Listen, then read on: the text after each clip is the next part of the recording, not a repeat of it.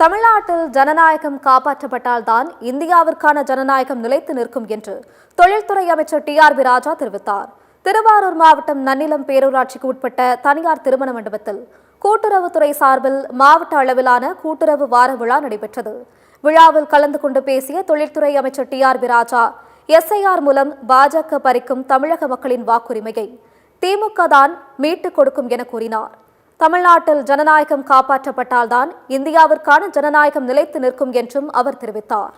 வீட்டுக்கு பழைய கொண்டு வந்து கொடுக்கும் போது அது சரியா ஃபில் பண்ணணும். அதுக்கப்புறம் நீங்க பாட்டுக்கு ஏழாம் அது பாட்டுக்கு எழுதி அமைச்சிடாதீங்க. நீங்க தொண்டர்கள் எல்லா நீங்க எந்த இயக்கம் இருந்தாலும் பரவாயில்ல, தயவு கூர்ந்து மனசுல எடுத்துக்கோங்க. இது நம்ம திமுக தமிழ்நாட்டுக்காக பண்ற விஷயம், இந்தியாவுக்காக பண்ற விஷயம். ஏன் இந்தியாவுக்காக பண்றோம்னா, தமிழ்நாட்டுல ஜனநாயகம் காப்பாற்றப்பட்டால்தான் இந்தியாவில் ஜனநாயகம் தொடர்ந்து நிலைநிறுத்தப்படும் என்ற அந்த உறுதி எல்லா எதிர்கட்சி நபர்களுடைய இந்தியாவில் இருக்கிற எல்லா கட்சிகளுக்கும் நன்றாக தெரியும்.